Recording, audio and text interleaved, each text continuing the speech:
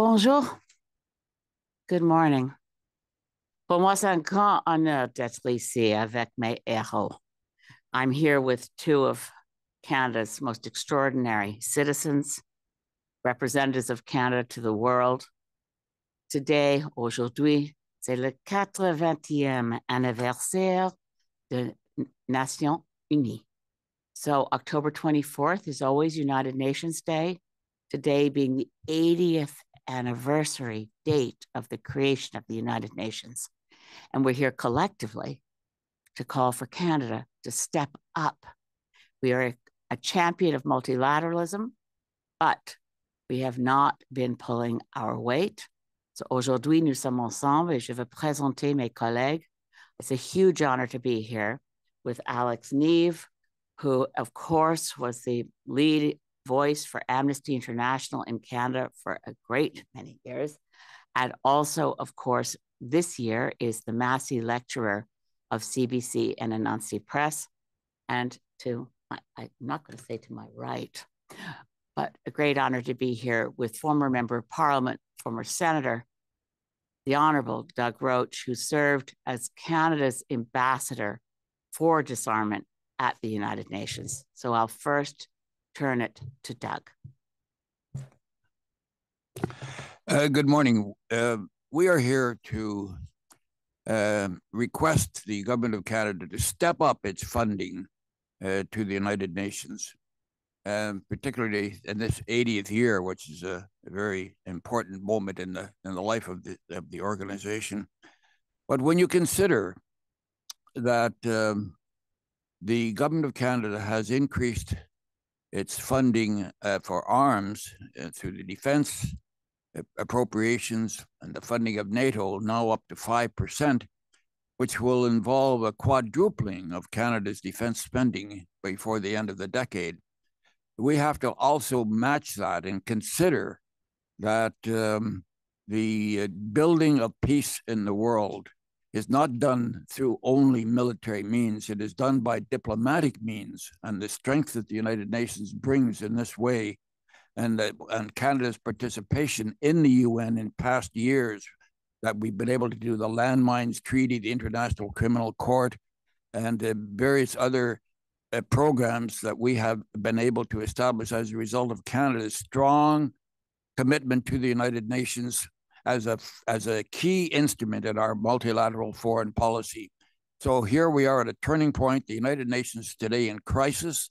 Their budget is cut back by 15% as a result of a decline in funding from the United States that has cut back its funding. And we think that Canada needs to take a more even approach to the development of peace in the world, peace and security, with a greater involvement in diplomacy.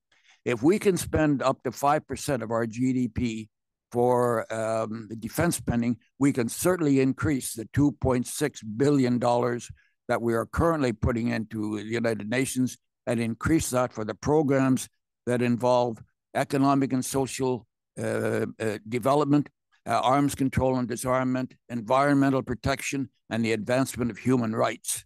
And it's the large advancement of human rights in the world that the United Nations stands for. Thank you. Speak for human rights. So this 80th anniversary is such an opportune time for strengthened and renewed focus on what states agreed 8 decades ago in this document, the UN Charter, would be one of the 4 primary purposes of the United Nations: promoting and encouraging respect for human rights and for fundamental freedoms for all, without distinction as to race, sex, language, or religion. At the time, it was unprecedented and groundbreaking. Never before in the history of humanity had concern about human rights everywhere been elevated to the highest levels of global concern and responsibility. That international commitment to a world in which human rights for all were to be promoted and respected was further amplified 3 years later when, in one of the United Nations' earliest substantive endeavors, states adopted the Universal Declaration of Human Rights, which proclaimed that recognition of the inherent dignity and of the equal and inalienable rights of all members of the human family is the foundation of freedom, justice, and peace in the world. Well, 80 years later, the necessity and urgency and also the undeniable truth of that promise of universal human rights remains glaringly unfulfilled. We are, of course, far from a world in which the equal and inalienable rights of all members of the human family are upheld everywhere. And we have yet to achieve an international order in which states uniformly understand that respect for universal human rights is indeed foundational to all other imperatives and aspirations, including peace in our world.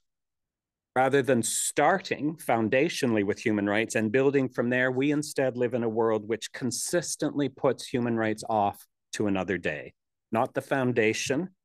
If we are lucky, perhaps the eventual roof, if we get that far, and more often than not, a leaking roof with gaping holes and missing shingles. And thus, 2025, this anniversary year, our world has witnessed ongoing genocide in Gaza, the deepening agony of Russia's unlawful assault on Ukraine, both of which eviscerate the UN Charter's professed commitment to human rights. And the UN has been unable to act. The Security Council held hostage to the paralyzing veto of Russia and the United States.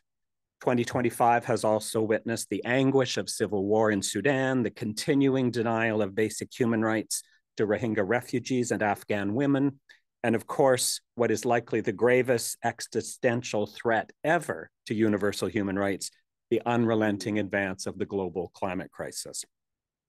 Critics jump in to say all of this proves the UN's a failure. And of course, we should be concerned, but it does not end there, for this glaringly reminds us that we have not made the necessary resolute commitment to what was promised 80 years ago. It is not that the UN has failed, it is we, globally and collectively. It is we who have failed to rise to what had been promised and what we have promised to one another. That includes Canada and that includes Canadians. At this 80-year mark, consistent action, concrete initiatives, and the necessary resources to lift up universal human rights are absent from Canadian foreign policy. Doug has reminded us of some strong examples. They are all now well over 25 years in the past.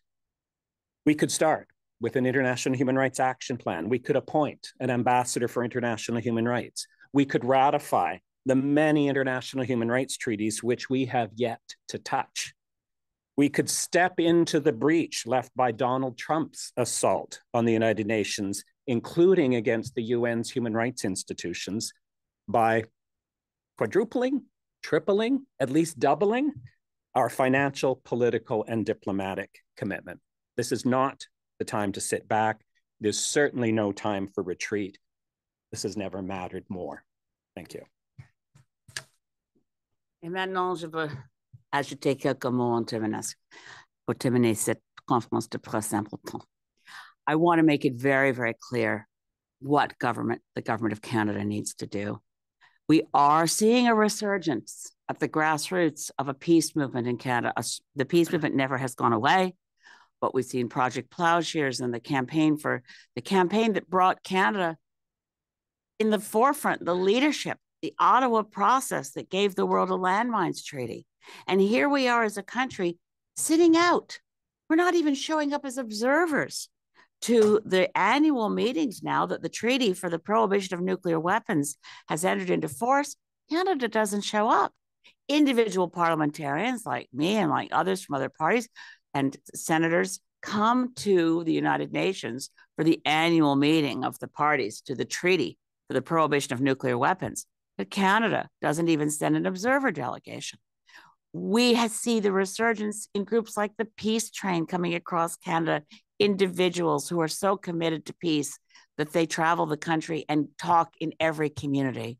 Or just today, I'm proud to announce a new initiative from residents of Southern Vancouver Island and adjacent communities launching a peace charter to engage citizens across Canada in a call to a shift to a culture of peace, which is one of the core values of Global Greens.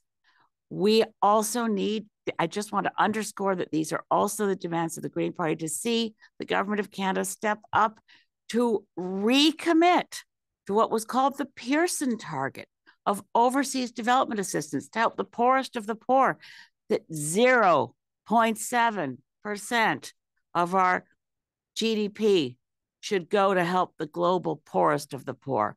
And here we are, we're now at 0.34. We're less than half of 0.7, and we, with no debate in Parliament, just casually announced. It wasn't even a promise from the Carney Liberals during the election campaign that we're going to 5% of our spending of our entire budget to the military, to war and preparation for war, and even casually suggesting we might be part of Trump's Golden Dome. I was encouraged yesterday, just want to put this on the record, in question period, I asked our Minister of Foreign Affairs, the Honorable Anita Anand, where Canada is in the world. Are we going to step up now that the threat of nuclear war is getting ever closer? The doomsday clock is inching closer to midnight. Yes, the climate crisis is an existential threat. We must live up to our Paris commitments within the United Nations. And within the United Nations, we must pursue nuclear disarmament. And Minister Anand agreed that we want to see a world free of nuclear weapons. But Canada has to put our shoulder to the wheel. We have to do much more to step into the breach and the chaos created by an isolationist White House, a rogue White House. We need to fulfill the promise of the Universal Declaration of Human Rights written by Canadian John Humphreys, by the work done in the United Nations, by so many of our wonderful ambassadors through time, like the Honorable Doug Roche, and to thank Bob Ray, the Honorable Bob Ray, who's leaving now as our ambassador, Canada's ambassador to the United Nations. Predecessors like the Honorable Stephen Lewis, who was our ambassador to the United Nations. The United Nations matters. Canada matters in the world. Maintenant, on doit agir pour faire un rôle plus grand dans le monde, particulièrement dans les Nations Unies, pour les négociations de COP 30 à Brésil dans le mois de novembre. I'll be going to COP 30. I hope Canada will go with new commitments. We must support UN agencies, World Food Program, the World Health Organization, where Trump's withdrawal, his cancellation of USAID, means the poorest of the poor are at greater risk. Millions of people are at risk of dying from preventable diseases, from HIV, AIDS, to tuberculosis, to malaria, to polio. Now is the time for Canada to play a bigger role in the world. Thank God we have the institution of the United Nations within which we can do more. Merci. Thank you.